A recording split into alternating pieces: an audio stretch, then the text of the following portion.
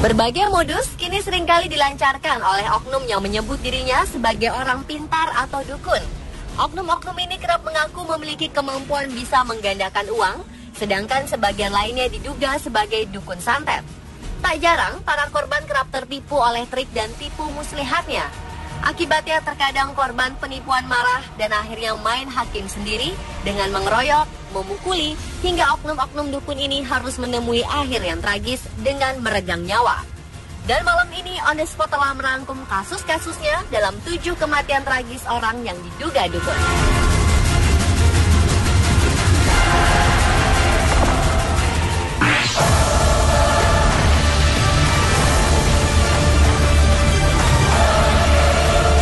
Modus penggandaan uang oleh orang yang mengaku dukun sudah banyak memakan korban. Sikap ingin kaya mendadak dengan cara mudah masih kerap dijalani oleh orang-orang yang telah dibutakan oleh harta. Seperti yang pernah terjadi di Magelang,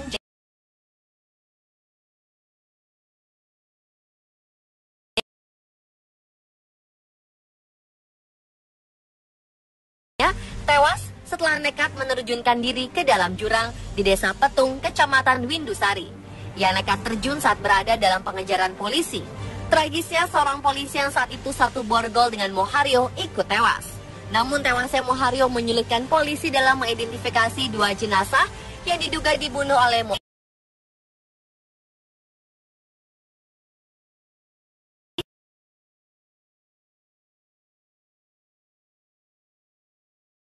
Setelah dibunuh, diduga kuat korban dibawa ke area perkebunan yang berjarak sekitar 1 km dari rumah tersangka untuk dikubur.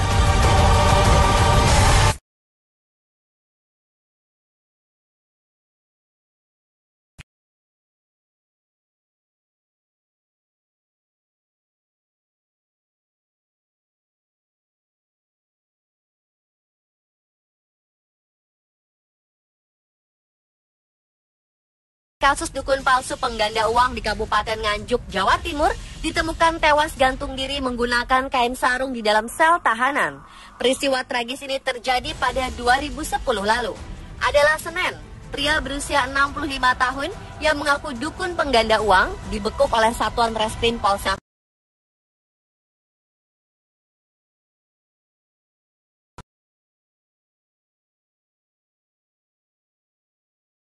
telah melakukan penipuan penggandaan uang. Namun naas, ia meregang nyawanya sendiri di kamar tahanan Mapolsek Gondang. Berita penangkapan dan tewasnya Senin sempat mengejutkan warga, karena menurut warga sekitar, Senin dikenal sebagai sosok yang baik dan dermawan. Bahkan korban membantu pengaspalan jalan kampung dan mendirikan sebuah tempat ibadah.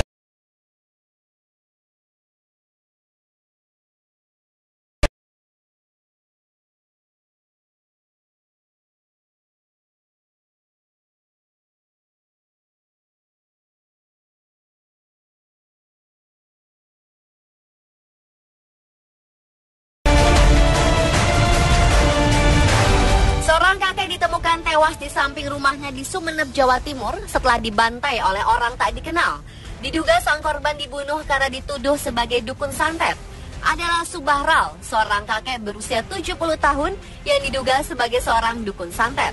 Ia tewas dibunuh dengan luka bacok memenuhi sekujur tubuhnya. Keluarga sempat syok dan kaget atas kejadian ini.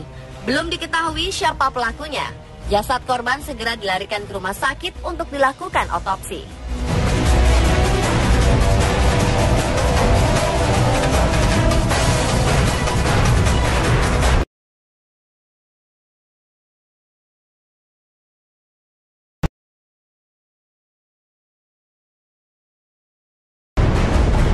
Lagi-lagi seseorang yang diduga sebagai dukun santet tewas dibunuh oleh seorang warga yang curiga telah mengguna-gunai anaknya hingga meninggal dunia. Namun kali ini orang yang diduga menjadi dukun santet adalah seorang ketua RW di Desa Nunbaun, Kecamatan Fatuleu Tengah, Kabupaten Kupang. Arnoldus Pai, lelaki berusia 50 tahun yang juga seorang ketua RW, tewas mengenaskan dengan leher nyaris putus setelah tertebas parang yang diayunkan oleh warganya sendiri, Daniel Tafwakan. Pelaku marah karena mencurigai korban yang telah mengguna-gunai anaknya hingga menderita sakit dan meninggal dunia. Kecurigaan sang pelaku dimulai karena 2 hari sebelum anaknya meninggal, korban tertangkap mata membuang 4 buah batu kecil dan menggosok-gosokkan telapak kakinya di depan pintu rumah pelaku. Hal ini dinilai pelaku sebagai bagian dari ritual santet. Sayangnya, tanpa pikir panjang, pelaku yang sudah tersulut emosi membuntuti korban usai melayat putrinya hingga korban tersungkur dan tewas seketika di depan rumah duka. Padahal keduanya diketahui masih memiliki hubungan keluarga.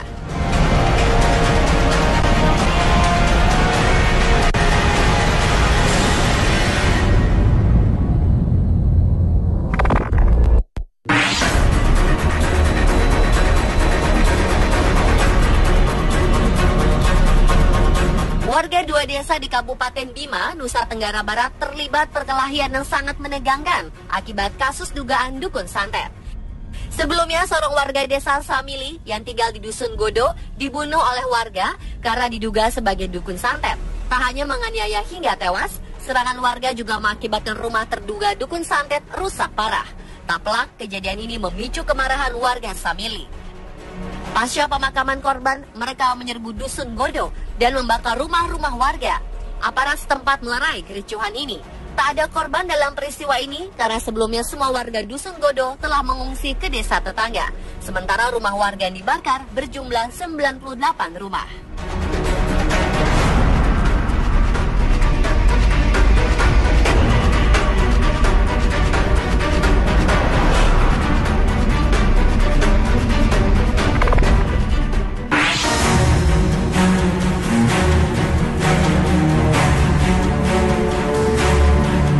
Seseorang yang diduga dukun di Blitar, Jawa Timur tewas dibunuh oleh 5 orang. Peristiwa naas ini didasari atas kemarahan karena sang dukun diduga telah mencabuli seorang remaja berusia 16 tahun. Sebelum dikeroyok massa yang marah, Supii, sang dukun, sempat bermusyawarah keluarga untuk menyelesaikan kasus ini karena diketahui korban pencabulan Supii adalah anak tirinya sendiri. Namun perundingan keluarga tidak membuahkan hasil, malah justru Supii mengancam akan membunuh siapa saja yang tidak melaporkan kasus pemerkosaan tersebut ke aparat.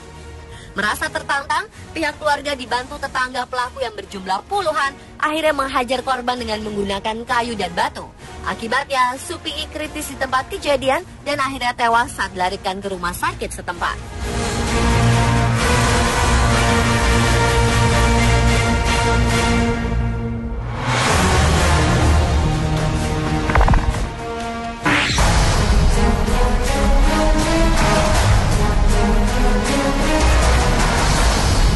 Sebuah makam tanpa nisan di Kabupaten Malang, Jawa Timur dibongkar untuk memastikan penyebab kematian.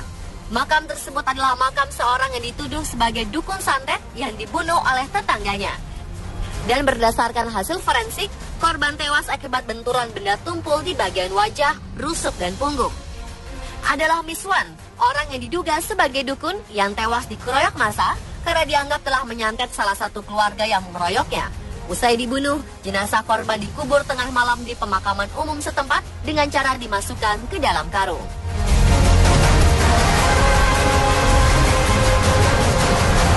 Pemirsa, itulah 7 kematian tragis orang yang diduga dukun versi On The Spot.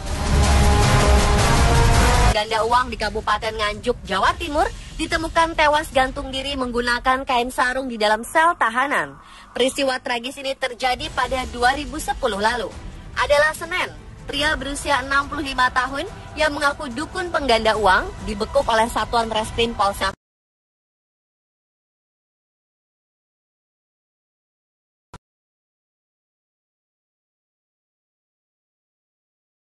telah melakukan penipuan penggandaan uang.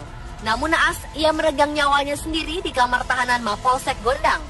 Berita penangkapan dan tewasnya Senin sempat mengejutkan warga. Karena menurut warga sekitar, Senen dikenal sebagai sosok yang baik dan dermawan. Bahkan korban membantu pengaspalan jalan kampung dan mendirikan sebuah tempat ibadah.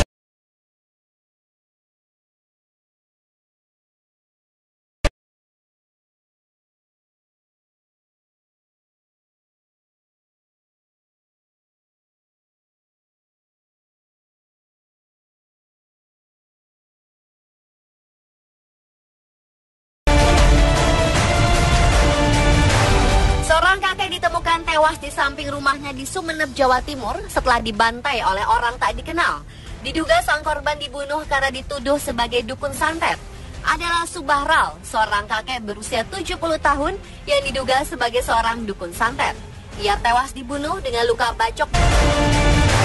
Seorang kakek ditemukan tewas di samping rumahnya di Sumeneb, Jawa Timur setelah dibantai oleh orang tak dikenal. Diduga sang korban dibunuh karena dituduh sebagai dukun santet adalah Subahral, seorang kakek berusia 70 tahun yang diduga sebagai seorang dukun santet. Ia tewas dibunuh dengan luka bacok memenuhi sekujur tubuhnya. Keluarga sempat syok dan kaget atas kejadian ini. Belum diketahui siapa pelakunya. Jasad korban segera dilarikan ke rumah sakit untuk dilakukan otopsi.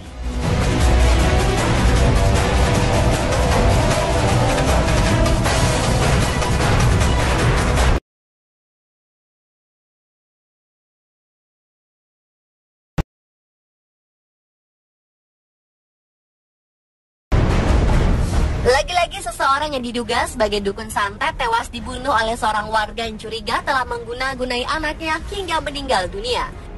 Namun kali ini orang yang diduga menjadi dukun santet adalah seorang ketua RW di desa Nunbaun, kecamatan Fatuleu Tengah, Kabupaten Kupang. Arnoldus Pai, lelaki berusia 50 tahun yang juga seorang ketua RW, tewas mengenaskan dengan leher nyaris putus setelah tertebas parang yang diayunkan oleh warganya sendiri, Daniel Tafwakan. Pelaku marah karena mencurigai korban yang telah mengguna-gunai anaknya hingga menderita sakit dan meninggal dunia. Kecurigaan sang pelaku dimulai mengguna-gunai anaknya hingga meninggal dunia. Namun kali ini orang yang diduga menjadi dukun santet adalah seorang ketua RW di desa Nunbaun, kecamatan Fatuleu Tengah, Kabupaten Kupang. Arnoldus Pai, lelaki berusia 50 tahun yang juga seorang ketua RW, tewas mengenaskan dengan leher nyaris putus setelah tertebas parang yang diayunkan oleh warganya sendiri, Daniel Tafwakan. Pelaku marah karena mencurigai korban yang telah mengguna-gunai anaknya hingga menderita sakit dan meninggal dunia. Kecurigaan sang pelaku dimulai karena 2 hari sebelum anaknya meninggal, korban tertangkap mata membuang 4 buah batu kecil dan menggosok-gosokkan telapak kakinya di depan pintu rumah pelaku. Hal ini dinilai pelaku sebagai bagian dari ritual santet. Sayangnya, tanpa pikir panjang, pelaku yang sudah tersulut emosi membuntuti korban usai melayat putrinya hingga korban tersungkur dan tewas seketika di depan rumah duka. Padahal keduanya diketahui masih memiliki hubungan keluarga.